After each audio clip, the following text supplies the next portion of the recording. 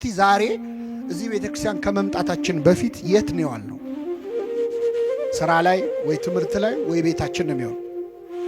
ምን ስናደርግ ነው ያልነው? ማታ ማታ ነጋዴው ዛሬ ስንት አተረፍኩ ዛሬ ስንት ከሰርኩ ብሎ ቁጭ ብሎ ሂሳብ ያሰላ የለ? እስቲ በመንፈሳዊው ዛሬ ስንት አተረፍን ስንት ከሰርን? ነፍሴ ሆይ ዛሬ ከየትኛው እርሻ ነው ያልሽው ይላል ቅዱስ ባስልዮስ ማር ይስሐቅ። ነፍሴ ሆይ ዛሬ የትኛው እርሻ ላይ ነው ያልሽው? ለማን ስትሰሪ ዋልሽ? ለእግዚአብሔር ነው ወይስ ለሰይጣን ነው? ማንን ደስ አሰኘሽ? እስቲ ዛሬ በዋልነው ውሎ ማን ነው ደስ ያለው? እግዚአብሔር ነው ወይስ ሰይጣን? ምን ምን አደረግን? ዛሬ ምን ምን አወራን? ምን ምን አየን? ምን ምን ሰማን? የዛሬ ውሎህን ቁጭ ብለህ መመዘን አለብን። ብዙ ወጣቶች ህይወታቸው የሚበላሸው እንደዚህ አይደል እንዴ? ይሄን ብትቀምሰው አትሞትም እየተባሉ አይደል እንዴ መጠጥ የጀመሩት?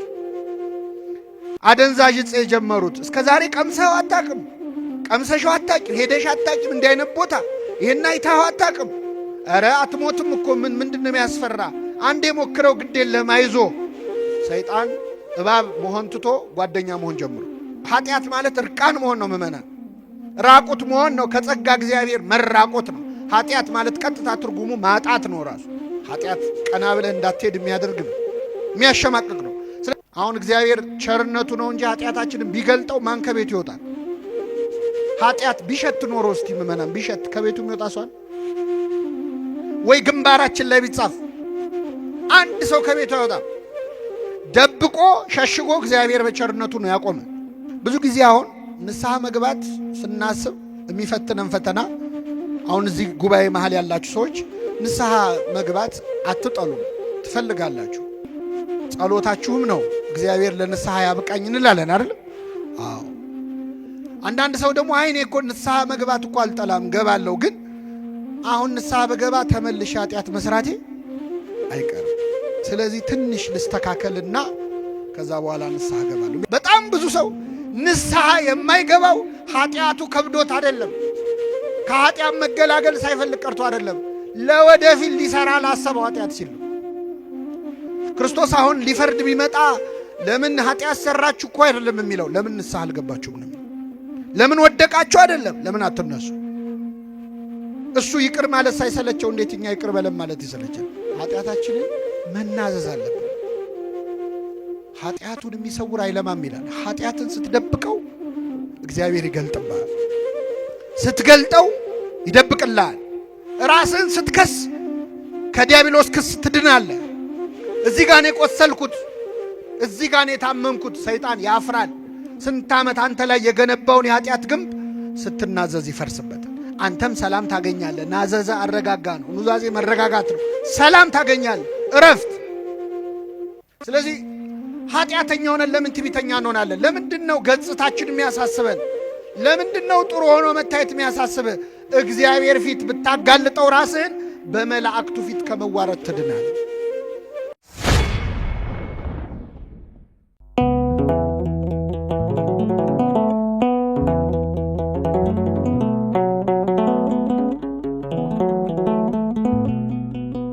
እና ማትብ በስመ አብ ወወልድ ወመንፈስ ቅዱስ አሐዱ አምላክ።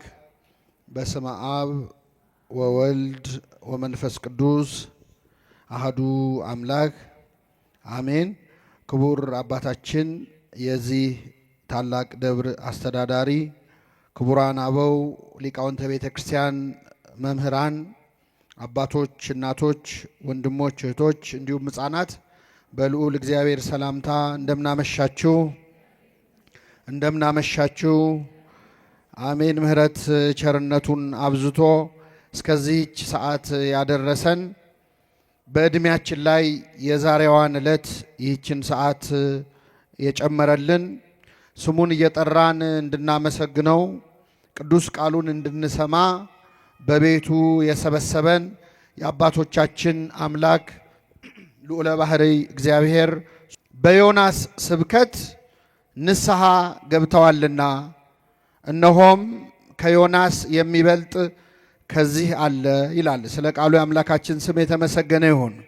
በዮናስ ስብከት በሉ እስኪ ንስሐ ገብተዋል። ንስሐ ምንድን ነው? ለምን እንገባለን?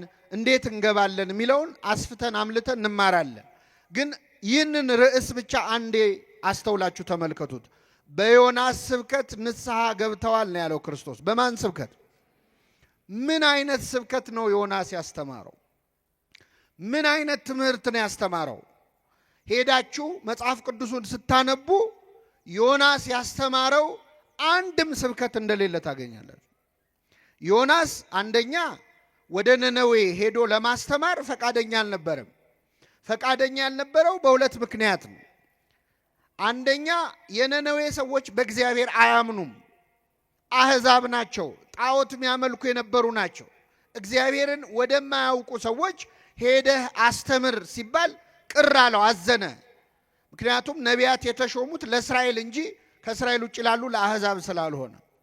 ሁለተኛ ወደ ነነዌ ሄደህ ንስሐን ስበክ በተባለበት ጊዜ ቅዱስ ኤፍሬም ሶርያዊ ስለ ነነዌ በደረሰው ድርሳኑ እንደተናገረው ማለት ነው፣ ዮናስ ወደ ነነዌ ሄዶ ሊያስተምር ሲል በዛ ሰዓት የሀገሩ ሰዎች እስራኤላውያን በኃጢአት እየተጨማለቁ ነበር። በኃጢአት፣ በስካር፣ በዝሙት ውስጥ ነበሩ። የገዛ ወገኖቹ በኃጢአት ውስጥ ሆነው ሳለ ወደ አሕዛብ ሄደ አስተምር ሲባል እዚህ ያሉት ወገኖቹ ሊጠፉ መሆኑን፣ ሌሎች ግን ምሕረት ሊያገኙ መሆኑን ሲያስብ ዮናስ ቅር አለው። ስለዚህ ወደ ነነዌ መሄድ አልፈለገም። ቅዱስ ኤፍሬም እንደውም ምን ይላል? የዮናስን ስብከት ሰምተው የነነዌ ሰዎች ሲያለቅሱ እንባቸውን ሲረጩ ዮናስ አዘነ። ያዘነው በነነዌ ንስሐ መግባት አይደለም። እስራኤል በጠጅ ስትራጭ፣ እስራኤል በስካር ስትራጭ ነነዌ በእንባ እየተራጨች አየ ዮናስ። ስለዚህ በነነዌ ንስሐ ውስጥ የእስራኤል አመፅ እየታየው ስለ ወገኖቹ አዘነ፣ ተከፋ። ስለዚህ መስበክ አልፈለገም። ምእመናን ወደ ነነዌ ሄደ። ሄዶ አንድ አረፍተ ነገር ነው ያለው፣ ነነዌ በ3 ቀን ትገለበጣለች። እስቲ በሉ ነነዌ በ3 ቀን ምን ትላል? አሁን ይሄ ንግግር እስቲ ንስሐ ያስገባል? ንስሐ ግቡ አላለም። ኃጢአት ሰርታችኋል እንዲህ አድርጋችኋል አላለም። ሲጀመር እነዚህ ሰዎች እግዚአብሔርን አያውቁም። እግዚአብሔር የሚባል አምላክ አለ። ባህሩንና የብሱን ሰማይንና ምድርን የፈጠረ እግዚአብሔር የሚባል አምላክ አለ ብሎም አላስተማረም። እንዲህ ያለ ኃጢአት ሰርታችኋልና ንስሐ ግቡም አላለም። ስብከት እኛ የምናውቀው ስብከት ምንድን ነው?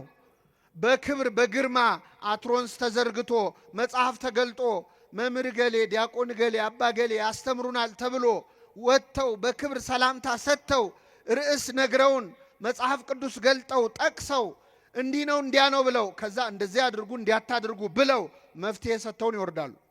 ዮናስ የሰበከው ስብከት ርዕስ የለውም። ርዕሱም መግቢያውም መውጫውም አንድ ነው። ነነዌ በ3 ቀን ምን ትላለ? ትገለበጣል። በዮናስ ስብከት ግን ንስሐ ገብተዋል አለ ክርስቶስ። በጣም ይገርማል። የነነዌ ሰዎች በዚህ ትውልድ ላይ ተነስተው ይፈርዱበታል። እኛ ስንት ስብከት ሰምተናል? ምእመናን ስንት ስብከት ሰማን እስከ ዛሬ? ስንት ትምህርት ተማርን? ቃለ እግዚአብሔር ምግብ ቢሆን እኮ እንደኛ ጠግቦ የሚያገሳ የለም። ስንት በዚህ ሰሞን ስንት ትምህርት ተማርን? ስንቴ ነው ንስሐ ግቡ የተባል ነው? ችግሩ ከነ መፍትሄው ስንቴ ተነገረን፣ ንስሐ ግን አልገባን። እንደውም ስብከቱን እናማርጣለን። የዛሬው ምንም አይልም እንላለን። የዛሬው ደግሞ አቤት ያስተማረው ትምህርት እንዴት ያለ ነው እንላለን። በትምህርቱ መለወጥ ትተን ትምህርቱን ወደ መመዘን ሁሉ አድገናል። ቃለ እግዚአብሔር መለወጫ ሳይሆን እኛ የምንገመግመው ነገር ሆነ። የነነዌ ሰዎች ግን በዮናስ ስብከት ንስሐ ገብተዋል። እግዚአብሔር የምንማረውን ትምህርት የንስሐ ያድርግልን። እንደው ተስፋ ሰጭ እንኳን ስብከት እኮ አልሰበከም። በጣም ይገርማል። ነነዌ በ3 ቀን ምን ትላለ? ትገለበጥ። አሁን እኔ መሀል አዲስ አበባ አደባባይ ላይ ቆሜ አዲስ አበባ በ3 ቀን ትገለበጣለች ብል ምንድን ነው የምትሉት? ኧረ አንተኑ ይገልብጥል ይለኝ ይችላል ሰው። ምን ታሟርታለ ነው። ተስፋ እንኳን አልሰጣቸውም። ብትመለሱ ይቅርታ ታገኛላችሁ አላለም። የነነዌ ሰዎች ግን ስብከቱን አይደለም ያዩት፣ ራሳቸውን ነው። የቃሉን ማማር፣ አሰካኩን፣ አነጋገሩን፣ የሰባኪውን ማንነት አይደለም። ሊሰብካቸው የመጣው እኮ ተተፍቶ ነው እኮ በአሳ አንበሪ ተተፍቶ ነው የመጣው። መስበክ አልፈለገም፣ ማስተማር አልፈለገም። የግዱን ነው የአንድ ቀን መንገድ ገብቶ ይላል ነነዌ በ3 ቀን ትገለበጣለች ነው የሚለው አይደለ? በስንት ቀን? ስለዚህ አንድ ቀን ገባ። ቶሎ ሰብኮ ሊወጣ ማን ነው? ስትገለበጥ አብሮ እንዳይገለበጥ ብዙም ፍላጎት የለውም። ገባ ብሎ እንደው አንድ የጮኸ ነነዌ በ3 ቀን ትገለበጣለች አለ። ከንጉሱ ጀምሮ እስከ ታች እስካል እንስሳቱ ሳይቀር ጾሙ፣ ጸለዩ። እኛ ጆሮአችንን የደፈነው ለንስሐ ምንድነው ነው? እንደዚህ አይነት ህዝብ አለ ለካ። በአንድ ስብከት ሊያውም ርዕስ በሌለው ቅርጽ በሌለው ትምህርት ጣዕም በሌለው ስብከት ንስሐ ይገባል፣ ንስሐ ይገባል። ጴጥሮስ ንስሐ የገባው ምርር ብሎ ያለቀሰው የምን ጮኸት ሰምቶ ነበር? ምን ሳይጮህ 3 ጊዜ ትክደኛለህ ተባለ። ምን ሲጮህ ሰምቶ ነው? የዶሮ ጮኸት ንስሐ አስገባው ጴጥሮስ። ዶሮ ጮኸ ብሎ ንስሐ ገባ።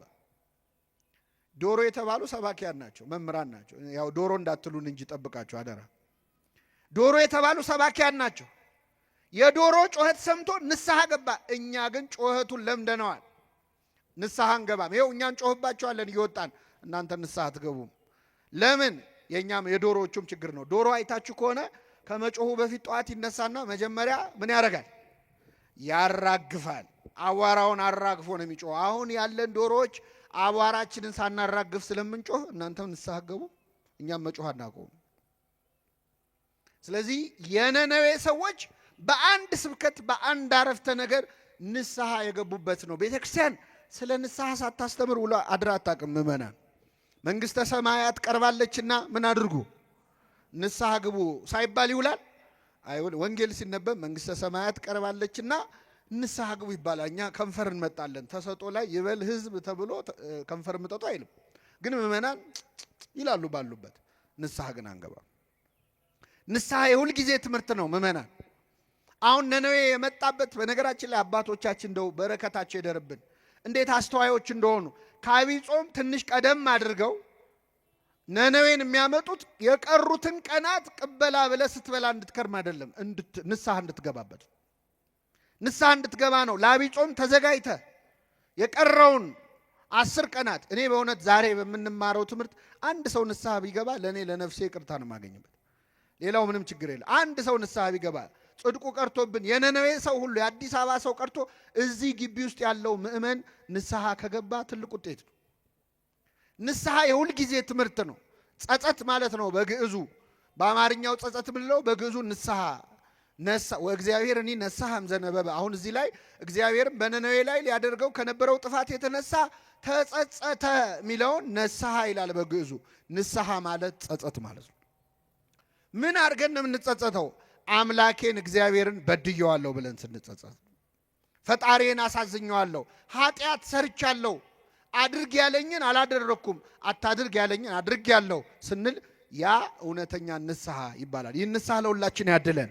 ሰውን ወደ መዳን የሚያደርሰው ሐዘን የተባለው ቅዱስ ጳውሎስ ያለው ሰውን ወደ መዳን የሚያደርሰው ሐዘን ንስሐ ይባላል። ይህንን እግዚአብሔር ይፈልገዋል። በድያለሁ ስንል እንግዲህ ከኛ መሃል ኃጢአት የሌለበት ሰው የለም። በቀን ውስጥ ኃጢአት ሳንሰራ አንውልም። በግብር የምንሰራው ኃጢአት አለ። እንሰርቃለን፣ እናመነዝራለን፣ ብዙ ወንጀሎች እንሰራለን፣ ሰነድ እንሰርዛለን፣ እንደልዛለን፣ ጉቦ እንሰጣለን፣ ጉቦ እንቀበላለን። እነዚህ በግብር የምንፈጽማቸው ኃጢአቶች ናቸው፣ ብዙ አይነት። ሰው ይህን ባይሰራ ደግሞ በቀን ውስጥ ይህን መስራት ባይችል ቢያንስ በአንደበቱ ግን ብዙ ክፉ ነገር ይናገራል። አንደበታችን ይሳደባል፣ እንሳደባለን። አቤት አሁንማ ስድብ ማዕረግ የሆነበት ጊዜ እኮ ነው። ጥሩ ተሳዳቢ ነው የሚከበረው እንደው። ስለዚህ እንሳደባለን፣ እንዋሻለን፣ እናማለን። ሐሜት አያድርግብኝ እንጂ ብለን እናማለን። አንዳንድ ሰው እጁን ታጥቦ የሚሰራው ኃጢአት አለ። እኔ ለማማት ብዬ አይደለም ብሎ ያማል። ይህም ኃጢአት ነው። በአንደበታችን ብዙ ኃጢአት በቀን ውስጥ እንሰራለን። ከቃል ብዛት ኃጢአት ሳይኖር አይቀርም ይላል መጽሐፍ። ብዙ በተናገርን ቁጥር ብዙ ኃጢአት እንሰራለን። ለዚህ ነው ሰው ለመናገር የዘገየ ዝም ለማለት ግን የፈጠነ ይሁን የተባለው፣ ለመስማት የፈጠነ ይሁን። ስለዚህ ብዙ በአንደበታችን ኃጢአት እንሰራለን። ሶስተኛው በሐሳባችን ነው። በግብር ባንሰራ፣ በአንደበታችን ባንሰራ፣ በሐሳባችን በቀን ውስጥ ብዙ ኃጢአት እንሰራለን። እንደውም ለመናገር የምናፍረውን፣ ለመፈጸም የማንደፍረውን በአንደበታችን ግን በሐሳባችን ግን የምናወጣው የምናወርደው ብዙ አይነት ኃጢአት አለ። ይህንን ኃጢአት በድያለሁ፣ አስቀይሜዋለሁ እግዚአብሔርን ብለን ስንጸጸት እውነተኛ ንስሐ ይባላል። ይህ ንስሐ እግዚአብሔር ለሁላችን ያድለን። ከተጸጸትን በኋላ ደግሞ ኃጢአታችንን እንድንናዘዝ ይፈልጋል። ንስሐ መጸጸት ነው። ግን ጸጸት በምንድን ነው የሚገለጸው? እግዚአብሔር ኃጢአታችንን እንድንናገር ይፈልጋል። እስቲ የመጀመሪያዎቹን በደለኞች ላስታውሳችሁ። የፈረደባቸው አዳምና ሔዋን። ያው የነሱ ስለተጻፈ ነው እንጂ እኛ ከነሱ የተሻለ ኃጢአት በብዛትም በጥራትም ሰርተናል አይደል? ግን ያው መጽሐፍ ቅዱስ ላይ ያለው የነሱ ነው። አዳምና ሔዋን ምንድን ነው የሰሩት? አትብሉ የተባሉትን ዕፀ በለስ ምን አደረጉ? በሉ። ሔዋንን እባብ መጥቶ ዕፀ በለስን መከልከላቸውን ስትነግረው እግዚአብሔር አትብሉ አለን ስትለው አየለም እንደሱ እኮ አምላክ እንዳትሆኑ ነው፣ ሞትን አትሞቱም አላት። ግድ የለሽም ብሎ መከራት ዲያብሎስ። ይሄ በነገራችን ላይ ሰይጣን ዛሬም እባብ ሆኖ ይመጣል እኛ ጋር። እባብ እንኳን አይሆንም፣ አንዴ የተነቃ ዘዴ ስለሆነ። በተለያየ ሰው ግን ይመጣል። ጓደኛ ሆኖ ይመጣል፣ ዘመድ ሆኖ ይመጣል፣ የቅርብ ወዳጅ ሆኖ ይመጣል። ብዙ ወጣቶች ህይወታቸው የሚበላሸው እንደዚህ አይደል እንዴ? ይሄን ብትቀምሰው አትሞቱም እየተባሉ አይደል እንዴ መጠጥ የጀመሩት፣ አደንዛዥ ዕፅ የጀመሩት። እስከ ዛሬ ቀምሰው አታውቅም፣ ቀምሰሽው አታውቂም፣ ሄደሽ አታውቂም እንዲህ አይነት ቦታ። ይሄን አይተኸው አታውቅም። ኧረ አትሞቱም እኮ ምንድን ነው የሚያስፈራ? አንዴ ሞክረው ግድ የለህም አይዞ። ሰይጣን እባብ መሆን ትቶ ጓደኛ መሆን ጀምሯል። ስለዚህ ሔዋን የእባብን ምክር ሰማች፣ ዕፀ በለስን በላች። እንኳን አምላክ ልትሆን ሰው መሆንም አልቻለችም። ከዛ በኋላ ክብራቸው ጸጋቸው ምን አለ? ተገፈፈ። እርቃናቸውን ቀሩ። ኃጢአት ማለት እርቃን መሆን ነው ምእመናን፣ ራቁት መሆን ነው። ከጸጋ እግዚአብሔር መራቆት ነው። ኃጢአት ማለት ቀጥታ ትርጉሙ ማጣት ነው። ራሱ እግዚአብሔርን ማጣት ነው። ተጎሳቆሉ። ይህን ጊዜ አዳም በገነት ዛፎች ውስጥ ተሸሸገ ይላል። ኃጢአት እኮ መሸማቀቅ ነው፣ ማፈር ነው። ኃጢአት ቀና ብለህ እንዳትሄድ የሚያደርግ ነው፣ የሚያሸማቅቅ ነው። ስለዚህ በገነት ዛፎች መካከል ተሸሸገ። ቅጠል አምጥቶ ፊቱ እርቃኑን ለማልበስ ሞከረ። ኃጢአታችንን ለመደበቅ የምናደርገው ጥረት ማለት ነው። ይህን ጊዜ እግዚአብሔር በገነት መሃል አዳምን ሊፈልገው ወጣ ይላል። አዳም አዳም ሆይ ወዴት ነህ አለው ይላል። አዳም አዳም ሆይ ወዴት ነህ? ስማችሁን ቀይራችሁ ይህን ጥሪ ለራሳችሁ አዳምጡት። አንድ ጊዜ መጽሐፍ ቅዱስ ላይ ስማችን ተቀይሮ ነው እንጂ ሁላችንም ስማችን አለ፣ ታሪካችን አለ። እገሌ እገሌ ሆይ ወዴት ነህ የሚለው አዳምን አይደለም። መጽሐፍ ቅዱስ ላይ የተጻፈው አዳም ከሞተ ከስንት ዓመት በኋላ ነው ሙሴ ኦሪት ዘፍጥረትን የጻፈው። ለአዳም አይደለም ለእኛ ነው። የት ነው ያለው ይላል እያንዳንዳችንን እግዚአብሔር ማለት ያለንበት ጠፍቶት አይደለም። ምን እየሰራ ነው? ወድቀሃል፣ ተነስተሃል፣ ጽድቅ እየሰራ ነው፣ ምንድን ነው እያለን አዳም አዳም ሆይ ወዴት ነህ አለው። እግዚአብሔር አዳም ያለበትን ቦታ ያውቃል አያውቅም? ያውቃል። ይህን ጊዜ አዳም ራቁቴን ስለሆንኩኝ ፈራው ተሸሸኩም አለ። ከኔ ጋር ናችሁ ምእመናን? እግዚአብሔር ከሁላችን ጋር ይሁን። ራቁቴን ስለሆንኩኝ ምን አልኩ? ፈራው ተሸሸኩም አለ። አሁን አዳም ኃጢአቱን ተናገረ አልተናገረ? መልሱልኝ። አልተናገረም። የአዳም ኃጢአት ራቁቱን መሆን ነው እንዴ? ምን ማድረግ ነው? ዕፀ በለስን መብላት ነው። ኃጢአቱን ትቶ ኃጢአቱ ያመጣውን ችግር ነው ያወራው። ራቁቴን ስለሆንኩኝ ፈራው አለ። ራቁቱን መሆኑን አይደለም መናገር ያለበት፣ ዕፀ በለስን በላው ነው ማለት ያለበት። ብዙ ጊዜ ንስሐ አባቶቻችን ፊት ቀርበን ኃጢአቱን ትተን ኃጢአቱ ያመጣውን ችግር የምናወራ ሰዎች አለ። አባ ይሄ መጠጥ እኮ ጤና አሳጣኝ ይላል። ምን አመጣው? ሰካራም ነኝ ነው የሚባለው አይደል? መጀመሪያ ቀጥታ ኃጢአቱን ነው። ኃጢአቱን ዘሎ ኃጢአቱ ያመጣውን ችግር ተናገረ። እግዚአብሔር ደግሞ ጠየቀው፣ ራቁትህን መሆንህን ማን ነገረህ? አትብላ ካልኩ ዛፍ በላህን አለው። ይገርም። እምቅድመ ይፍጥሮ ለአዳም ያምር ግብሩ ይላል። አዳምን እኮ ያውቃል ሳይፈጥረው እንደሚበድል።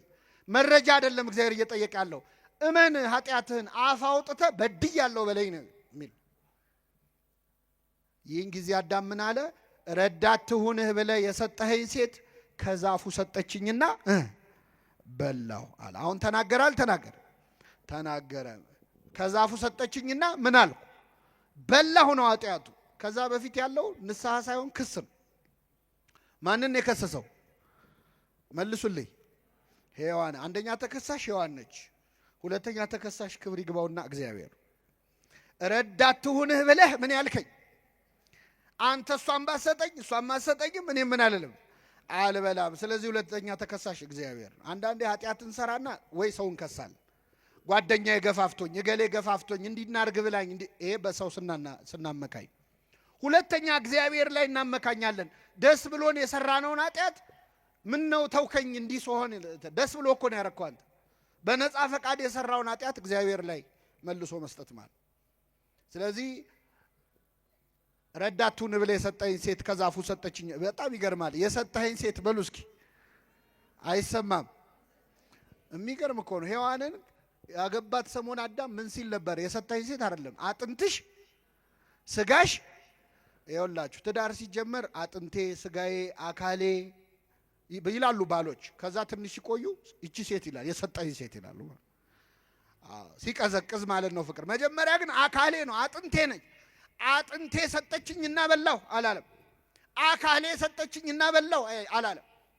የሰጠኸኝ ሴት አለ። ለእግዚአብሔር መልሶ ሰጠው። እግዚአብሔር ይህንን አዳም የከሰሰውን ክስ ሲሰማ እንዴ ሔዋን ላይ ዞሮ አንቺ ምን ሆነሽ ነው የሰጠሽው? ለምን ሰጠሽው አላላት። ያደረግሽው ምንድነው አላት። እስኪ በሉ ያደረግሽው የአዳምን ወሬ ይዞ ሔዋን ላይ የሚጮህ አምላክ አይደለም እግዚአብሔር። ከሰው ወሬ ሰምቶ ሌላው ሰው ላይ የሚጮህ አምላክ አይደለም። የሱን ሰማ ጥሩ አለና ወደ አዳም ዞረ፣ ወደ ሔዋን ዞረ። ያደረግሽው ምንድነው አለ። እያንዳንዱ ሰው የየራሱን ታሪክ እንዲተርክ እድል የሚሰጥ አምላክ ነው። እሺ አንቺ ደግሞ ተናገር፣ ያደረግሽው ምንድነው አለ። እሷ ደግሞ እባብ አሳተኝና በላዋለች። እኛ ሰይጣን አሳሳተኝ እንደምንለው ማለት ነው።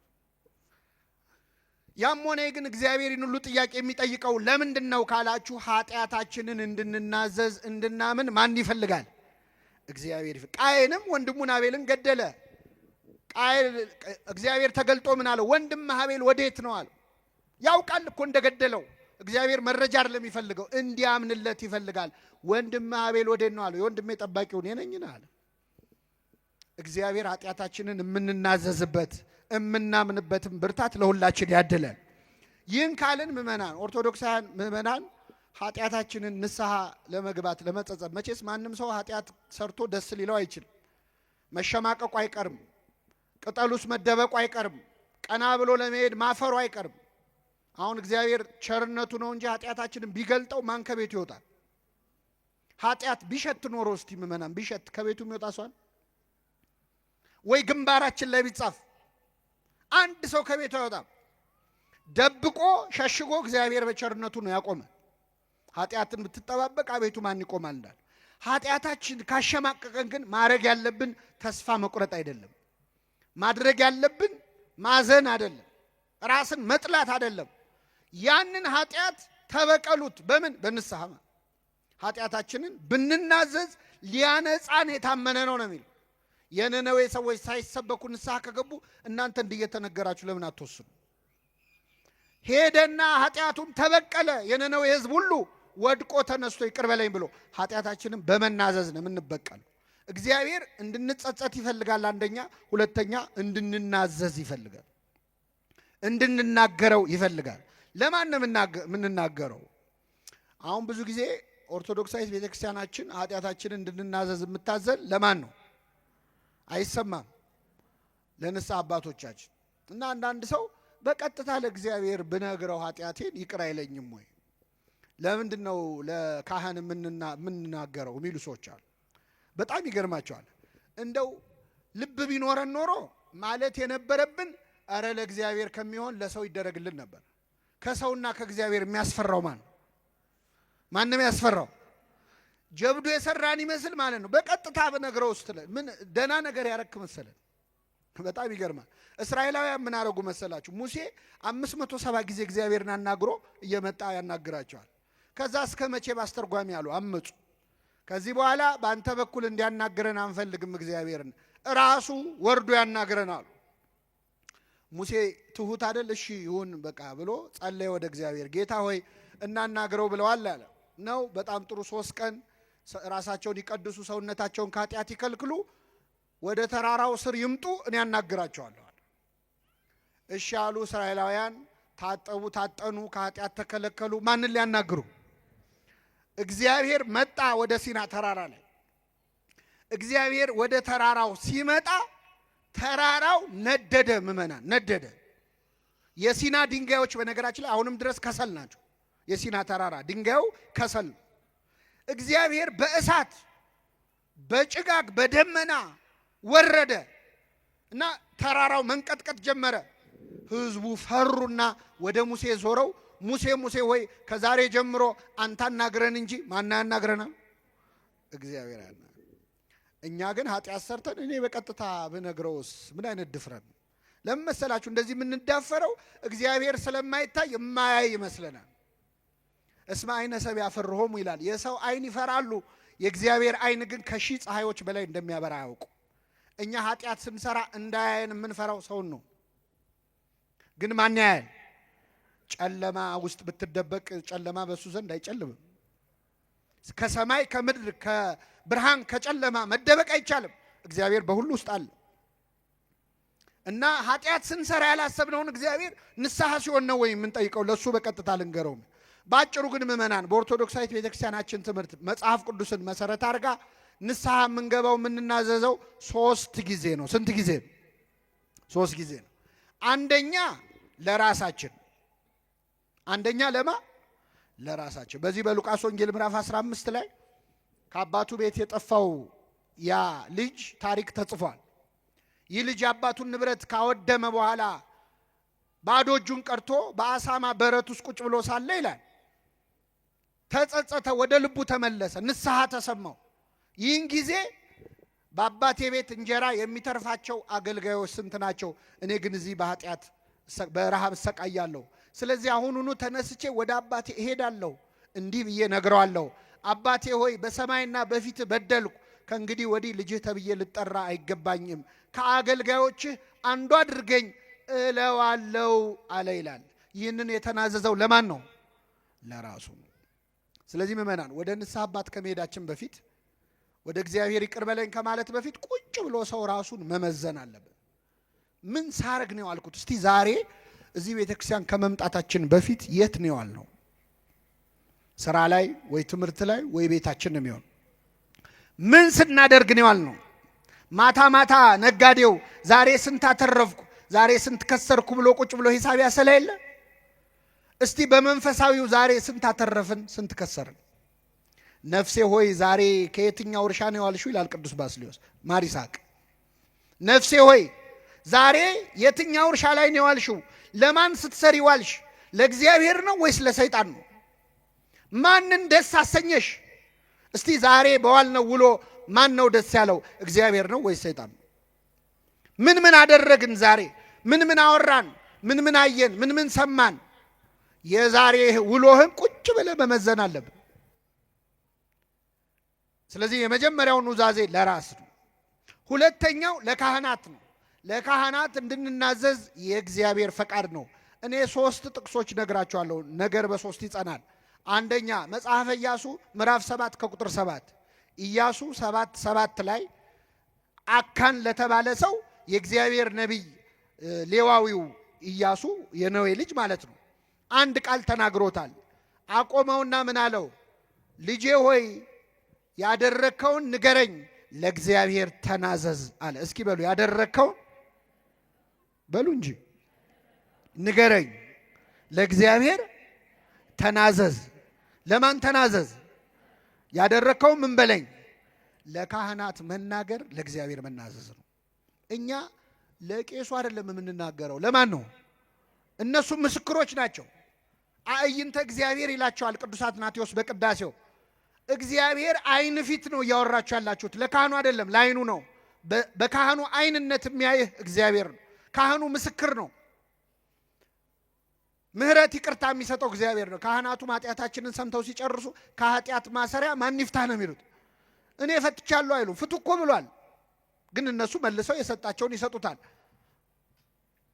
በጣም የሚገርም ነው። እና ለእግዚአብሔር ክብር ስጥ፣ ያደረከውን ንገረኝ፣ ለእግዚአብሔር ተናዘዝ አለ። አንድ ሁለተኛ የማቴዎስ ወንጌል ምዕራፍ 3 ቁጥር 18 ላይ በዮርዳኖስ ማዶ ዮሐንስ ያጠምቅ በነበረ ጊዜ ሊጠመቁ የሚመጡት ሰዎች ኃጢአታቸውን ይናዘዙ ነበር ይላል። በብሉይና በሐዲስ መካከል ላይ መጥምቁ ዮሐንስ ንስሐ ይሰማ ነበር። ሕዝቡም ኃጢአታቸውን ለዮሐንስ ምን ይሉ ነበር? ይናዘዙ ነበር። ሶስተኛ የሐዋርያት ሥራ ምዕራፍ 19 ቁጥር 19 ላይ ያመኑት ሁሉ በሐዋርያት ፊት መጥተው ኃጢአታቸውን ይናዘዙ ነበር። ስለዚህ ኃጢአታችንን ለካህናት ለተመደቡ ለሌዋውያን ካህናት ለመጥምቁ ዮሐንስ ለ12ቱ ሐዋርያት እንድንናዘዝ የማን ፈቃድ ነው? የእግዚአብሔር ፈቃድ ነው። ሐዋርያትም ደግሞ ጌታ ሊለያቸው ሲል ምን አላቸው? እስከ ዓለም ፍጻሜ ድረስ ከእናንተ ጋር ነኝ ብሏል። እስከ ምን ድረስ? ሐዋርያት አሁን ሰማዕታት ሆነው ሞተዋል፣ እነሱ የሉም። እስከ ዓለም ፍጻሜ ያለው አሁን እዚህ ከምታዩቸው አባቶች ጋር ከሐዋርያት ጋር የነበረ አምላክ ከእኛም ጋር አለ። ኃጢአታችንን ለካህናት የምንናገረው የማን ፈቃድ ስለሆነ ነው? የእግዚአብሔር። ካህናት ደግሞ ለመረጃ አይደለም፣ ሰምተው ሲጨርሱ ጸሎት አድርገው ምክር ይሰጡናል። አንድ ከኃጢአት መከልከል እንድንችል ቀኖና ይሰጡናል፣ እሱን እንመጣበታለን። ሌላው ግን ኃጢአታችንን ይቅር ማስባል ስልጣን ሰጥቷቸዋል። የማቴዎስ ወንጌል ምዕራፍ 20 ከቁጥር 23 ላይ እፍ አለባቸው፣ መንፈስ ቅዱስን ተቀበሉ፣ ይቅር ያላችኋቸው ኃጢአታቸው ይቀርላቸዋል፣ የያዛችሁባቸውም ተይዞባቸዋል። ስለዚህ ለካህናት የምንናዘዘው የእግዚአብሔር ፈቃድ ስለሆነ ነው። ሶስተኛው ለካህናት ስንናዘዝ በዛው ለማን የምንናዘዘው? ለእግዚአብሔር ማለት ነው። ይህን ካየን ምእመናን እንዴት እንናዘዝ የሚለውን ደግሞ ማየት ያስፈልጋል።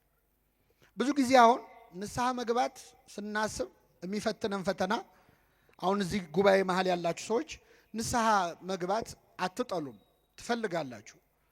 ጸሎታችሁም ነው እግዚአብሔር ለንስሐ ያብቃኝ እንላለን አይደል? አዎ። ግን አብዛኛው ሰው አሁን መግባት አይፈልግም። ንስሐ መግባት ይፈልጋል፣ ግን አሁን መግባት አይፈልግም። እንደውም አንዳንድ ሰው ለንስሐ ሞት አብቃኝ ይላል። ለምን ሞት? ስለዚህ ይህ ሰው የቅዱ ንስሐ መግባት የፈለገው መቼ ነው? ሊሞት ሲል። ንስሐ መግባት መቁረብ የምናስበው ልንሞት ስንል ነው። መቼ ነው የምንሞተው? እኔን አላውቀውም፣ እናንተ ታውቁታላችሁ። ግን እንደሚያውቅ ሰው ሆነን ልሞት ስል ብለን ነው የምናስብ። አሁን የሶሻል ሚዲያ ዘመን ነው፣ የዩቲዩብ የቲክቶክ የምን ዘመን ነው። አንድ በእድሜ ጠና ያሉ እናት ወይ ትልቅ ሰውዬ ሽማግሌ አባት ከእድሜያቸው ጋር የማይሄድ ነገር ሲያደርጉ ቪዲዮ ሰው ሲያይ ምንድን ነው የሚለው? እርሶ እንዴት በመቁረቢያዎት ይላል። በምኖት? ብዙ ሰው መቁረቢያ ሽምግልና ነው ብሎ የሚያስብ። እግዚአብሔርን በቃ ኃይላችን ሲደክም ማስታወስ ነው የምናስበው። በጉብዝና ወራት ፈጣሪህን ምን በል ደስ አያሰኙም የምትላቸው ዘመናት ሳይመጡ ይላል። ደስ አያሰኙም የምትላቸው አይነ ሳይደክም ትንሹ ነገር ሳይረብሽ፣ አቤት ስታነቡት እንዴት ደስ ይላል። በጉብዝና ወራት ብሎ ሲዘረዝረው ሳትዝል ሳትደክም፣ ጆሮ መስማት ሳያቆም፣ አይነ ሳይፈዝ፣ ሁለቱ መስኮቶች ላይ ያሉ ይላል። ሁለት መስኮት የተባሉ አይኖች ናቸው። እኛ ግን የምናስበው ስንደክም ንስሐ መግባን እግዚአብሔርን የመጨረሻ ጉዳይ አድርገነዋል። በእውነት ይቅር ይበለን አምላካችን። አንዳንድ ሰው ደግሞ አይኔ እኮ ንስሐ መግባት እኮ አልጠላም ገባለሁ፣ ግን አሁን ንስሐ በገባ ተመልሼ ኃጢአት መስራቴ አይቀርም። ስለዚህ ትንሽ ልስተካከልና ከዛ በኋላ ንስሐ ገባለሁ። የሚያስተካክለን ማን ነው? እግዚአብሔር። ስስተካከል ንስሐ ገባለሁ ብለህ የምታስብ ከሆነ መቼም አትስተካከልም። ምክንያቱም የሚያስተካክለን ማን ነው? እስቲ አሁን ገላችንም በየቀኑ በየሁለት ቀኑም በሳምንትም ያው ውሃ ይጠፋል ብዬ ነው፣ በሳምንትም በወርም እንታጠባለን። ከታጠብን በኋላ እንቆሽሻለን አንቆሽሽ።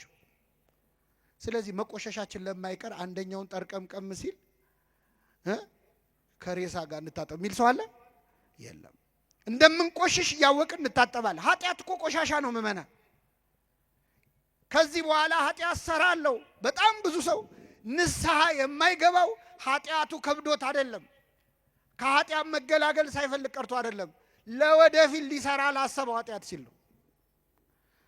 ያልሰራ ነው ኃጢአት አለ ገና። አሁን ብዙ ሰው ቁረቡ ሲባል የሚፈራው ከዚህ በኋላ ሊሰራ ያቀዳቸው ኃጢአቶች ስላሉ ነው።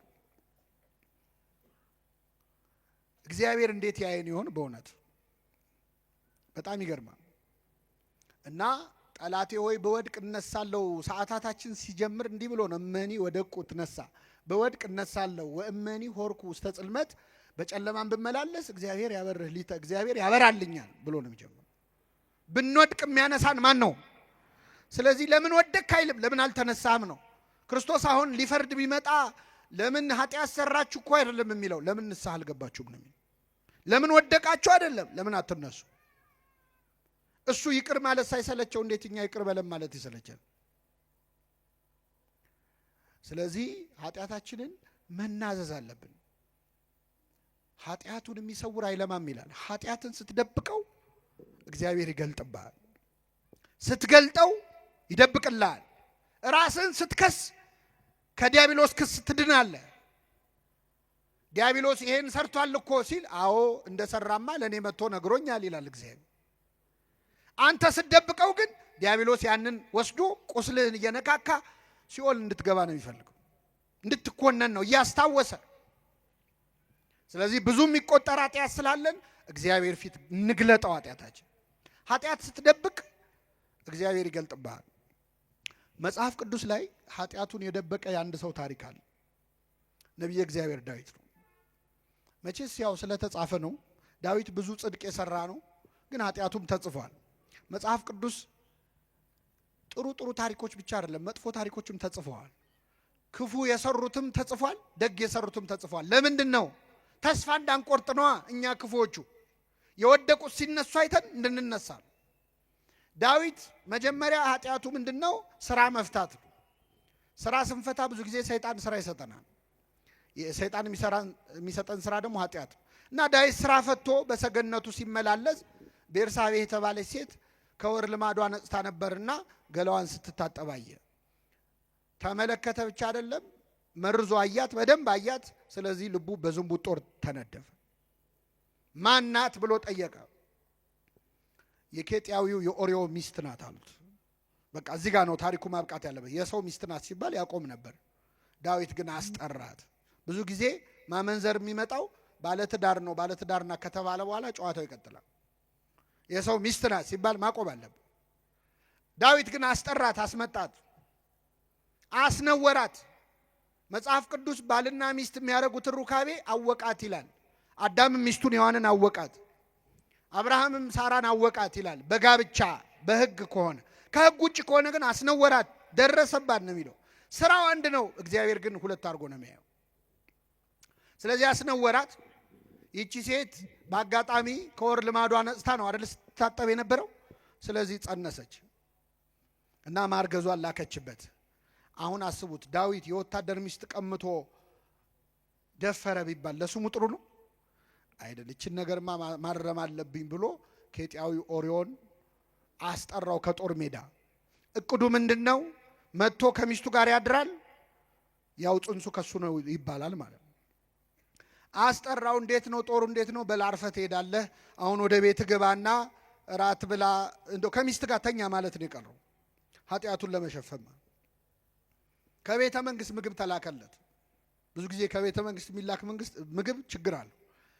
በላ ጠጣ፣ ግን ውጭ አደረ። ዳዊት ሲሰማ ከውጭ ነው ያደረው። አስጠራው። ምን ነው? ምን ሆነ ነው ውጭ አደርክ አለው።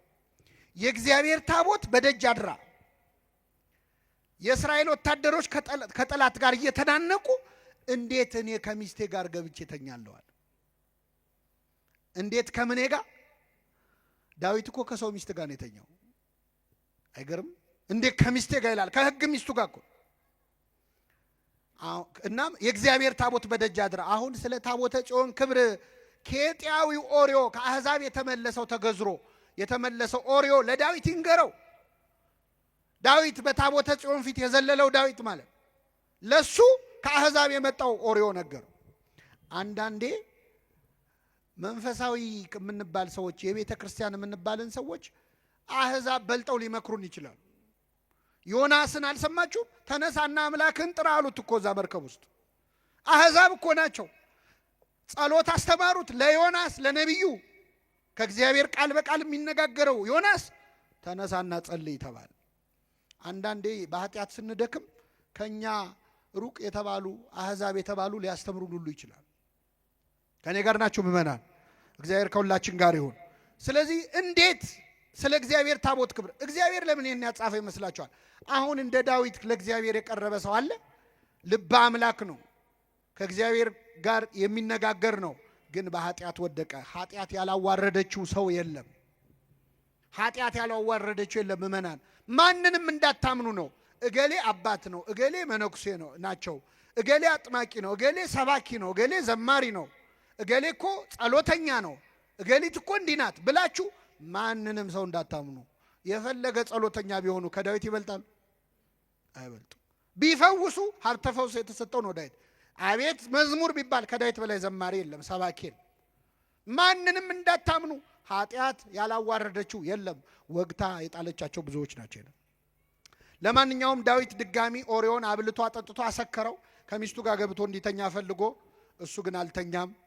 አሁንም ለሁለተኛ ጊዜ ውጭ አደረ። ምን ነው ሲለው ታቦተ ጽዮን በደጅ አድራል፣ አንተ አትሰማም ብሎ ደብዳቤ ጽፎ ላከው። ደብዳቤው ይሄ ሰው ይገደል የሚል ነው። ምስኪን ኦርዮ እንደ ባህራን የሞቱን ደብዳቤ እንደያዘው ባህራን እንደ ይስሐቅ የሚሰዋበትን ተሸክሞ እንደሄደው እንደ ክርስቶስ መስቀሉን እንደያዘው መገደያውን ደብዳቤ ይዞ ወደ ኤልያብ ወደ ጦር መሪ ወስዶ አሳየው። አየው፣ ሲያየው ይገደል ይላል። በጣም አዘነ። ግን የንጉሥ ቃል ነው፣ ምንም ማድረግ አይቻልም። የጠላት ጦር ግር ብሎ የሚመጣበት ቦታ ላይ ሄዱና ጥላችሁ ሽሹ አላቸው። እሺ ብለው ወታደሮች ጠላት ሲመጣ ኦርዮን ብቻውን ጥለውት ሮጡ።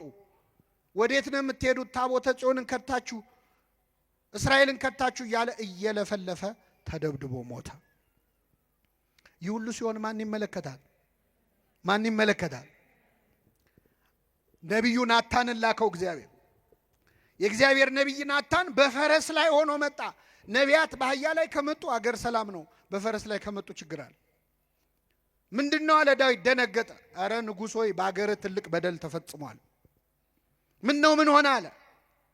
አይ አንድ ሰው አንድ በግ የነበረው ድሃ ሰው ነበረ እና ይህ ድሃ ሰው ከጎረቤቱ ደግሞ ብዙ በጎች ያሉት ባለጸጋ ሰው አለ እና ይህ ሰው ወደ ሩቅ አገር መሄድ ሲፈልግ ይችን አንዲት በግ ለባለ ብዙ በጉ ሰውዬ አደራ ብሎ ሰጠው። ይህ ሰው እሺ ብሎ ተቀበለ። ከዛ እንግዳ መጣበት።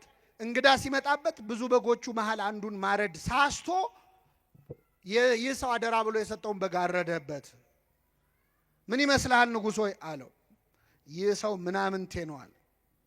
ስለ አንድ ፈንታ 4 እጥፍ ይመልሳል። ስንት እጥፍ? ንጉሥ ሆይ ያ ሰው አንተ ነህ አለው።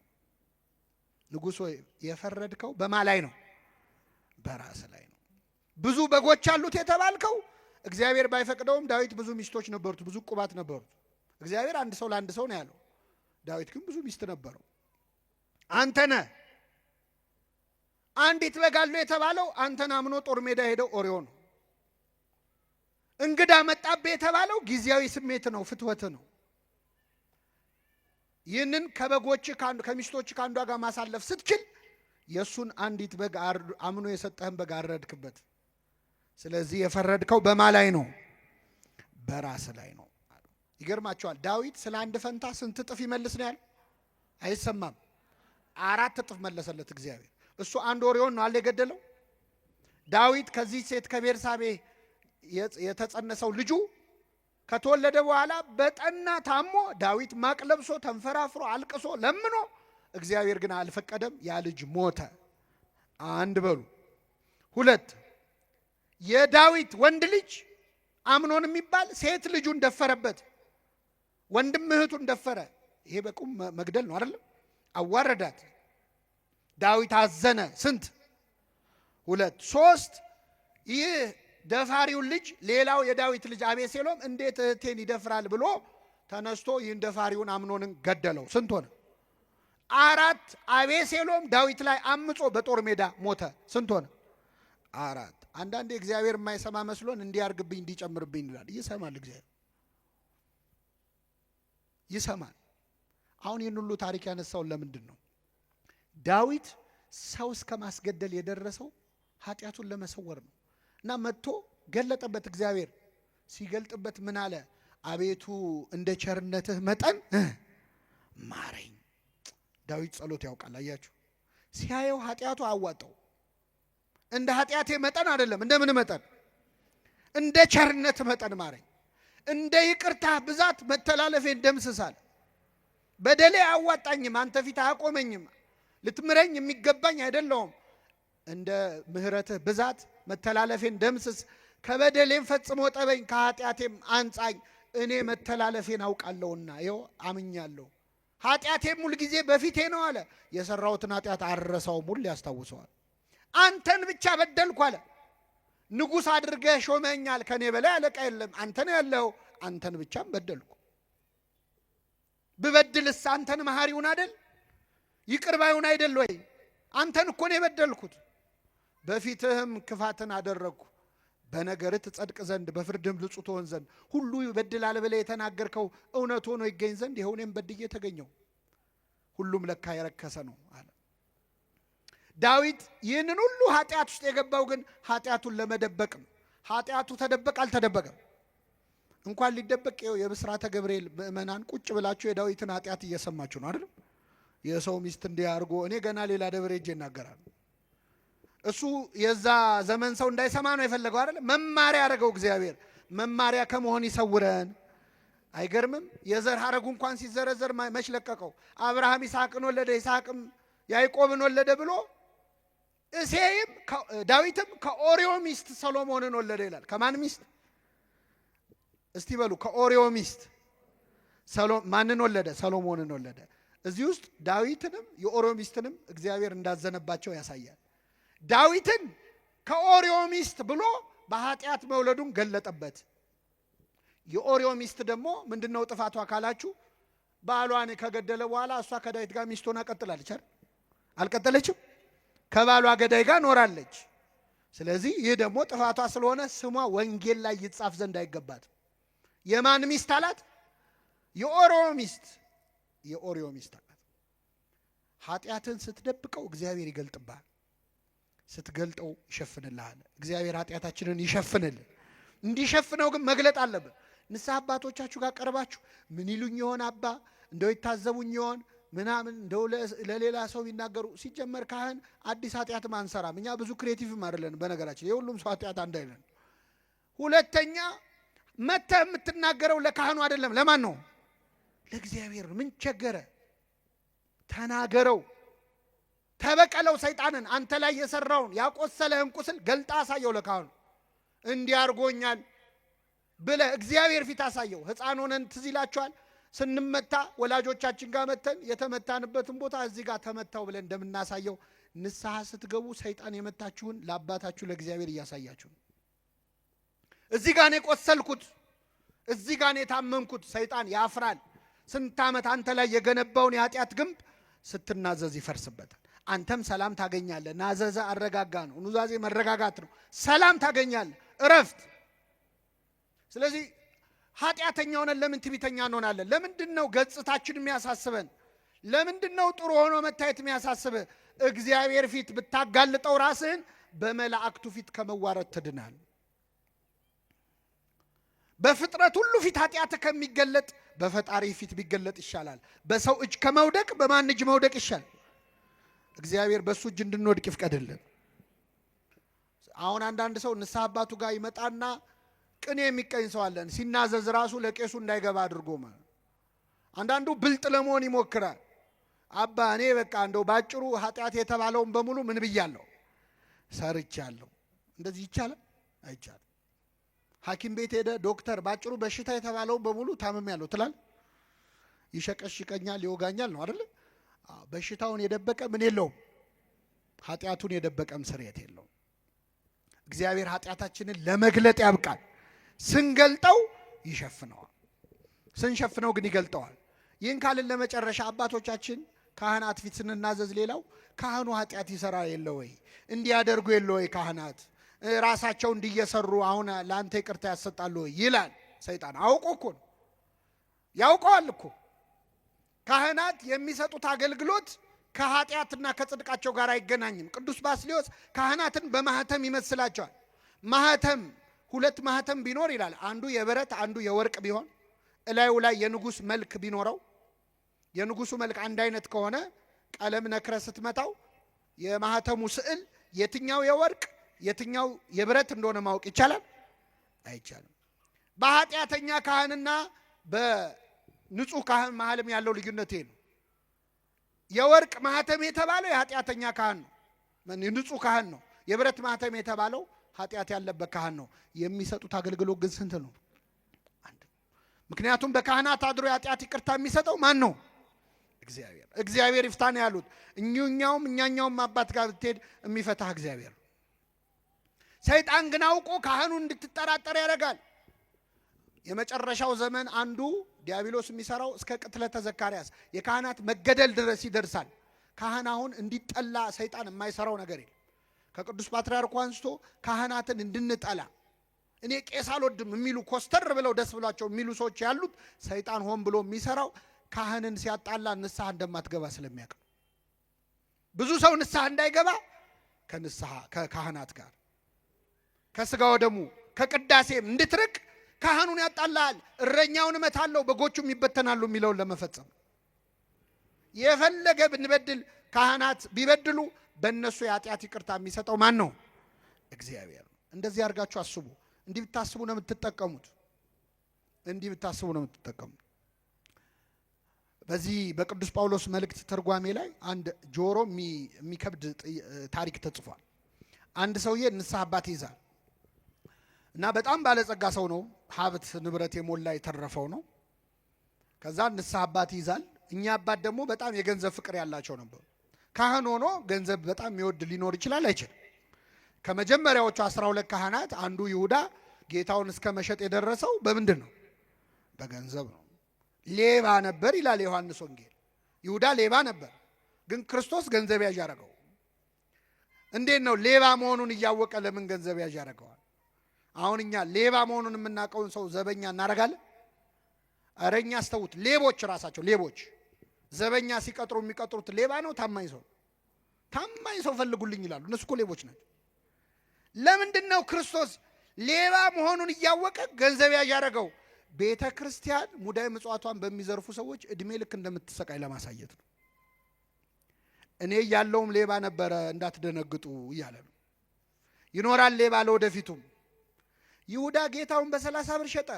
በሱ ቤት ክርስቶስን የሸጠ መስሎታል። በ30 ብር የሸጠው ግን የራሱን ነፍስ ነበረ። የራሱን ነፍስ ነው። ጌታ ምኑ ይሸጣል? የራሱን ነፍስ 30 ብር መዘነላት። ያቺ ሴት 300 ዲናር የሚያወጣ ሽቶ አምጥታ እንደ ተራ ነገር አፈሰሰችው። ያቺን ሴት ይሁዳ ተቃውሟን ነበረ። ለዛች ሴት 300 ዲናር ከጌታ ፊት ተራ ነገር ነው ብላ 300 ዲናሩን ጣለች። ጌታ ይበልጣል ብላ። ይሁዳ ደግሞ 30 ብር ይበልጣል ብሎ ጌታውን ጣለ። እና እኚህ ሰውዬ ገንዘብ ይወዱ ነበር። ንስሐ አባት ሁኑኝ አላቸው። ሰውየው ባለጸጋ ነው፣ እሺ ብለው ተቀበሉት። ከዛ ጥቂት እንደቆዩ ሊያማክሩት መጡ። እንደው እባክህ አንድ ችግር ገጠመኝ። ምን ነው አላቸው።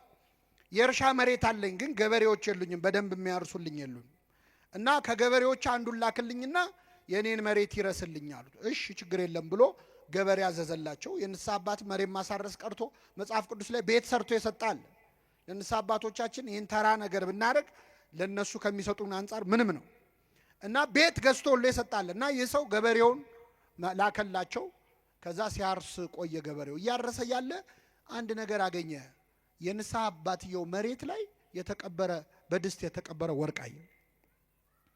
ቆፍሮ ሲያወጣው ወርቅ ነው። መልሶ ቀበረውና እሳቸው ጋር መጥቶ ባለጸጋው ጋር መጥቶ አረ የንስሐ አባት መሬት ላይ እኮ በጣም ብዙ በኪሎ የሚመዘን ወርቅ አገኘዋል። ሊያየህ ሰው አለ? የለም። ለሌላ ሰው ነግራል? አልነገርኩም። በል እንደዛ ከሆነ ወርቁ የተገኘው እሳቸው መሬት ላይ ስለሆነ ወርቁ የሚገባው ለእሳቸው ነው፣ ሄደ ንገራቸዋል። እሺ ብሎ የገበሬ ሄዶ ንስሐ አባትየው ጋር የእርሶ መሬት ላይ ወርቅ አገኘው አላቸው። ገንዘብ ይወዳሉ ብያቸዋለሁ። በጣም ተደሰቱ። የታረከው አሉት። ቀብሬዋለሁ አሉ። በጣም ጥሩ፣ በቃ ያለበትን ታሳየኛለህ፣ ማታ እንገናኛለን፣ ግማሹን ላንተ አካፍልሃለሁ አሉት። እሺ ተባባሉ፣ ተስማሙ። አሁን እኚህ ሰው ግማሹን አካፍለዋለሁ ካሉ በኋላ ቁጭ ብለው ሲያስቡት እኔ ግን ምን ነክቶኝ ነው ግማሹን አካፍላለሁ ያልኩት? እንደው አፌን ይበላኛል ማለት ጀመሩ። እንደው ሩቡን እንኳ ብለው ምን አለ እስቲ። ሰይጣን ልባቸው ውስጥ ገባ። ሲብከነከኑ አሉ። ማታ ላይ ገለዋለሁ ብለው ወሰኑ። ከዛ የተቀበረበትን ቦታ አሳያቸው። እዚህ ነው ብሎ ሲያሳያቸው ግራ ቀኝ አይተው ሰው አለመኖሩን አይተው ይህን ሰው ገደሉት እና ወራጅ ውሃ ውስጥ አሉት። ማንም አልሰማም ብለው ነው። ወርቁ መገኘቱን የሰማ ሰው አለ? የለም። ባለጸጋው ሰው ቢጠብቅ አይመጣም የሰውዬ። ከዛ በኋላ በጠዋት ሄዶ ሲያይ እዛ እርሻ መሬት ላይ ደም አየ። ገባው ነገሩ፣ በጣም አዘነ። እኚህ ሰው ገለውታል ማለት ነው። እግዚአብሔር ይፍረድባቸው። እኔ ግን ከዛሬ ጀምሮ መስቀልም አልሳለም፣ ቤተ ክርስቲያንም አልሄድ፣ ስጋ ወደሙም አልቀበልም ብሎ ቀረ። እንደዚህ አይነት ንግግር ሰምታችሁ አታውቁ? ብዙ ሰው አለ እኔ ከዛሬ ጀምሮ የአባ ገሌን መስቀል አልሳለምም የሚል። መስቀሉ የማን ነው? እኔ አቡነ ገሌን የአባ ገሌን ቄስ ገሌን እኔ አይጥሙኝም የሚል ሰው አለ። መስቀሉ እኮ የክርስቶስ ነው። የክርስቶስ መስቀል እንኳን ኃጢአተኛ ካህን ቀርቶ ሰይጣን ቢይዘው አይረክስም። ችሎ አይዘውም እንጂ ሰይጣን ቢይዘው አይረክስም። መስቀሉ መስቀል ነው። ስጋው ደግሞ አልቀበልም። እኔ ካህን አልወድም። የሆነ ጊዜ የሆኑ ካህን እንዲህ ሲያደርጉ አይቻለሁ። ከዛ በኋላ ከቤተ ክርስቲያን ቀረው ብለው ደስ ብሏቸው የሚያወሩ ሰዎች አሉ። እግዚአብሔር የሚሰማህ መስሎሃል? እሳቸውን ለሰሩት ይቀጣቸዋል። አንተ ደግሞ ለቀረህበት ትቀጣለህ። ሁለተኛ ካህን ላማህበትም ትቀጣለህ። እግዚአብሔር የፍትህ አምላክ ነው። ኃጢአት በኃጢአት አያጣፋም። የሆኑ አባት እንዲያረጉ ብለህ የምትድን መስሎሃል? እሳቸውን ስላረጉበት ይቀጣቸዋል። አንተን ስላማህበትና ስለቀረህበት ይቀጣል። በተለያየ ፋይል ነው የሚያየው። ያንተ ሌላ የእሳቸው ሌላ። የእሳቸው እንዲህ ስላረጉ ምን ያርግ እሱ ወዶ እኮ አይደለም ብሎ አያጣፋልህ። እና የሰው ከቤተ ክርስቲያን ቀርቶ ስጋው ደግሞ መቀበል ትቶ ሌሊት በህልሙ አንድ ነገር አየ። እልም ባለ በረሃ ላይ ውሃ ጥም ጉሮሮውን እያደረቀው በአሸዋ እና ከላይ ፀሐይ ላይ እየሄደ ያያል ብቻውን። ከዛ ሲሄድ ውሃ ጥም በጣም አስቸግሮት ኮለል ብሎ የሚፈስ የውሃ ድምፅ ፏፏቴ ይሰማል። ከዛ ድምፁን ተከትሎ ሲሄድ እውነትም ንጹህ ውሃ ኮለል ብሎ ይፈሳል። ተጠምቶ ስለነበር እጁን ዘረጋ ውሃውን ሊጠጣ፣ ግን አልደረሰበትም። ፏፏቴው ላይ ተሳበ፣ አልደረሰበትም። ከዛ አንድ ሰው እየመጣና በንጹህ የወርቅ ዋንጫ ጽዋ፣ ንጹህ የወርቅ ጽዋ ቀዳና ውሃውን እንካጠጣ አለው። ጽዋው ንጹህ ነው፣ ውሃው ንጹህ ነው። ግን እንካጠጣ ያለው ሰውዬ በጣም በሚዘገንን መንገድ ቁስል በቁስል ነው፣ ቆስሏል ሰውዬው። ውሃው ግን ንጹህ ነው፣ ሰውየው ግን ቁስለኛ ነው። አይ ሰውየው አልነካውም፣ ውሃው ንጹህ ነው፣ እሱ ቢቆስል ምን ችግር አለው፣ በቃ ልጠጣ ብሎ አፉን ሲከፍት ከእንቅልፉ ነቃ። ኮለል ብሎ ሲፈስ ያየው ውሃ የህይወት ውሃ እኔ ነኝ ያለ የክርስቶስ ስጋና ደም ነው። ቁስለኛው ሰው ኃጢአተኛው ካህን ነው። የኃጢአተኛው ካህን ቁስል የስጋው ደሙን ንጽህና ሊያሳድፈው አይችልም። እንደዚህ አድርጎ ለማሰብ እግዚአብሔር በቸርነቱ ይርዳን። የመጨረሻው ካህናት ንስሐችንን ከሰሙ በኋላ የሚሰጡን ቀኖና አለ። በነገራችን ላይ ለካህናት የምንናዘዘው እግዚአብሔር ይፍታ እንዲሉም ብቻ አይደለም። ኃጢአቱን ይሰሙና ከዛ ኃጢአት የምንላቀቅበትንም መንገድ ያማክሩናል። አንድ ሰው ስርቆት ከሆነ የሚጸናበት መጽውት ይባላል። በሰረቀበት እጁ ምን እንዲሰጥ። ዝሙት ከሆነ የሚጸናበት ጹም ይባላል። ስገድ ይባላል፣ ሰውነቱን መግዛት እንዲችል። ስንፍና ከሆነ ይሄን ያለ እግር መንገድ ሂድ ሊባል ይችላል። በጠዋት ተነስተ እንዲያርግ ሊባል፣ ጠበል ተጠመቅ ሊባል ይችላል። ካህናት የሚሰጡ ቀኖና ቅጣት አይደለም፣ ሕክምና ነው። መድኃኒት የሚሰጠው ለቅጣት ነው አይደለም፣ ለሕክምና ነው። እና ለምሳሌ የሚሰጥ ቀኖና አለ። ጾም አለ፣ ጸሎት አለ፣ ሌላስ ስግደት አለ፣ ምጽዋት አለ፣ ፈውስ መንፈሳዊ የሚባል መጽሐፍ አለ በቤተ ክርስቲያናችን። ብዙ አይነት ነው የቀኖና። ካህኑ ሊቆጣ ይችላል። እኛ መቼስ አሁን ካህናት ቢቆጡን እንዴ ቁጣው ምን አመጣው ብለን አንመጣ። አንዳንድ ሰው ጥያቄም ብሎ ይጠይቀናል። ንስሐ አባቴ ስናዘዝ ኃጢአቴን ፊታቸውን ክስክስ ያደርጉብኛል እና ጀብዱ ነው እንደ የሰራው ይሳቁልን። ኃጢአት እኮ ነው የምትነግራቸው፣ መገሰጽ አለባቸው። ይቆጣሉ፣ ተቆጡ፣ ኃጢአትን አታድርጉ ብሏል። ስለዚህ ይቆጣሉ፣ ግን ይራራሉ። ካህኑ የሚገስጹ ከኃጢአቱ እንድትላቀቅ ነው፣ ጠልተው አይደለም። መድኃኒት እያቃጠለ አይደል የምትቀባው፣ ቁስልህን እንዲፈውስ ነው። ስለዚህ ተቆጥቶ በጣም ያስጨንቁ ማለት አይደለም። ግን ካህናት ሊገስጹን ይችላል፣ ሊቆጡን ይችላል፣ ና ሊሉ ይችላሉ፣ ሂድ ሊሉ ይችላሉ። በዛ በእርምጃ ውስጥ ከእግዚአብሔር እንድትቀርብ ነው፣ ስንፍናህ እንዲለቅ ነው። ጠበል ተጠመቅ ሊሉ ይችላሉ፣ እስከዚህ ሰዓት ጹም ሊሉ ይችላሉ። ዓላማው ግን እኛን ከኃጢአት ማላቀቅ ነው። በኋላ ሄደ ቴራፒስት ጋር ሳይኮሎጂስት ጋር መከራን ከምታይ ካህኑን ሰምተህ ያሉን ብታደርግ እግዚአብሔር የበለጠ ረድኤት ይሰጣል። ዓላማው ሰውየውን መፈወስ ነው። ፈውስ መንፈሳዊ ከኃጢአት ከሱሱ ከልማዱ መላቀቅ እንዲችል እና የሚሰጠው ቀን ነው። አሁን እኛ የሚመስለን ብዙ ኃጢአት ያለበት ሰው ብዙ ስገድ የሚባል፣ ትንሽ ኃጢአት ያለበት ሰው ደግሞ አይ አንተ ችግር የለውም ትንሽ፣ እንደዚህ የሚባል ነገር የለም። ካህናቱ አይተው ተመሳሳይ ኃጢአት ሰርተን የተለያየ ቀኖና ሊሰጡን ይችላሉ፣ የሰውየውን ታሪኩን ስለሚያውቁት። ለምሳሌ በጣም ብዙ ኃጢአት ላለበት ሰው ትንሽ ስገድ ሊሉት ይችላሉ። ለምን? ብዙ ስገድ ካሉ ደንግጦ እንዳይጠፋ፣ ሁለተኛ ችሎ ከሰገደ ደግሞ እግዚአብሔር ይቅር ያለኝ በስግደቴ ነው እንዳይል። እንደውም አንድ አባት በጣም ብዙ ኃጢአት የሰራ ሰው መጣና ነገራቸው። ሲነግራቸው 3 ስገድ አሉት። ስንት? 3000 ነው 300 ነው አለ። አይ 3 ስገድ። ሰገደ። እግዚአብሔር ይፍታህ ሄድ አሉት። አላመነም፣ ሄደ እና ያው ለታሪኩ እንዲመች ነው። እግዚአብሔር የማያውቀው የለም። ጌታ ተገልጦ ለምንድን ነው 3 ብቻ ስገድ ያሉት አላቸው። ሲላቸው ጌታ ሆይ 3 ስገድ ያልኩት እኔ ጨካኝ ሆኜ ነው። አንተ ብትሆን ኖሮ ኃጢአት ተሰረየችልህ ብለህ በነፃ ምን ትለው ነበር? ታሰናብተው ነው። የኛ ኃጢአት ከእግዚአብሔር ምሕረት ይበልጣል? አይበልጥም። የሱ ምሕረት እንደ ባህር ነው። ባሕረ ምሕረት ይባላል እግዚአብሔር። የኛ ኃጢአት እንደ ደም ጠብታ ነው። ባህር ላይ ደም ጠብ ቢል ባህሩ ደም በደም አይሆንም። ስለዚህ ኃጢአታችንን ወደ ጥልቁ ይጥላል ያለው ሆሴ ይህንን ነው። ወአስጥምኒ ውስተ ቀላየ ምሕረቱ ለበኩርኪ ይላል አባ ጊዮርጊስ። ወደ ልጅሽ ወደ ምሕረቱ ባህር ጨምሪኝ ይላታል እመቤታችን። እግዚአብሔር ወደ ምሕረቱ ባህር ይጨምረን ሁላችንን። ኃጢአታችንን አርቆ የምሕረቱ ባህር ውስጥ ይጨምረናል። ያን ጊዜ የኛ ኃጢአት ትንሽ ይሆናል። ዳዊት ለዚህ ነው እንደ ምሕረት ብዛት ያለው። ምሕረት ብዙ ስለሆነ የፈለገ ብበድልም ኃጢአቴ ግን ከምሕረት አይበልጥም። ምሕረቱ ብዙ ነው እና እዛ ውስጥ ደብቀው ሸሽገው ብሎ መለመን ማለት እና ካህናት የሚሰጡን ቀኖና ለቅጣት አይደለም የሚመስለን። አሁን እኛ ደሞዝተኛ የሆነ ገንዘብ ያለው ሰው ምጽዋት የሚሰጠው፣ ሀብታም የሆነ ሰው ይህን ያህል ብር አስገባ የሚባል፣ ድሃው ደግሞ ገንዘብ ስለሌለው ጹም ጸልይ ስገድ የሚባል። በፍጹም እንደውም በተቃራኒው ቤተ ክርስቲያን ገንዘብ ላለው ሰው ገንዘብ ስጥ አትልም ቀኖና ላይ። ለምን? ገንዘብ ያለው ሰው ገንዘብ ስጥ ቢባል ይከብደዋል። እንደውም እንደ ቀረጥ እንደ ታክስ ይከፍላል ማለት ነው። የፈለገውን ኃጢአት እየሰራ እያመጣ ብሩን መዥረጥ ነው ያለው። ስለዚህ እሱን ስገድ ነው መባል ያለበት፣ ጹም ነው መባል ያለበት። መመጽወት አይከብደውም። መጾም መስገድ ግን ሀብት ንብረት ላለው ሰው ይቸገራል። ስለዚህ አንተን ጹም ትለዋለች። ድሃውን ደግሞ መጽውት ትለዋለች።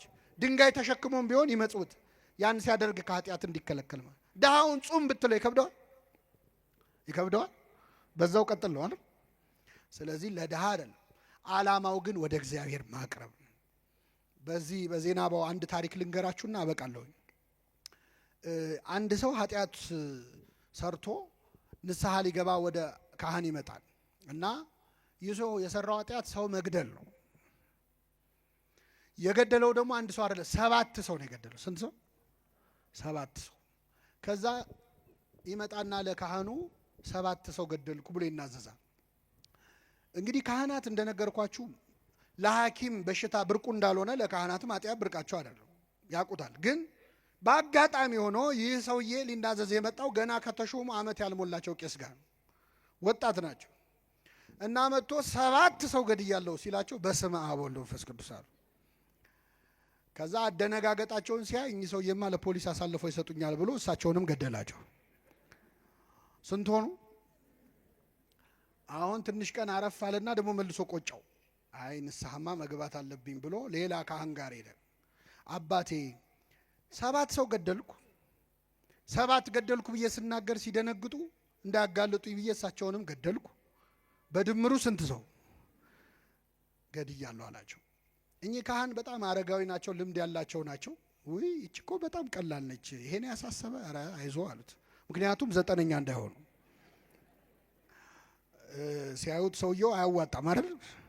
ይሄን ያሳሰበ ይሄ ሰይጣን ነው፣ እንደውም አይዞ አንተ ጠበል ነው መጠበቅ ያለበት፣ ጠበል አጠምቃለሁ ትሄዳለህ አሉት። ደስ አለው።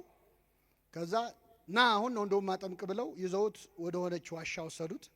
ከዛ ጉድጓድ አለ፣ ጉድጓድ ውስጥ ውሃ ወርደህ ታመጣለህ፣ ጠበል አጠምቃለሁ ይለቃል፣ አይዞህ አሉት። ደስ አለው። በገመድ አወረዱት፣ ገባ። ውሃ ሊቀዳ ወደ ውስጥ ሲገባ ውሃ የለም። ጉድጓዱ በጣም ረጅም ነው። ታች ነው የገባው። ሲፈልግ የለም ውሃ። ሲመለስ አባ ገመዱን ሰብስበውታል። አንተ እዛው ነው መቆየት ያለብህ አሉት። ይገርማችኋል። ይሄ ሰውዬ ውስጥ ሆኖ ይዝታል። ልውጣ ብቻ እኔ እንደ ሌሎቹ አንተ መግደል አይደለም ቆራርጣለሁ ይላል።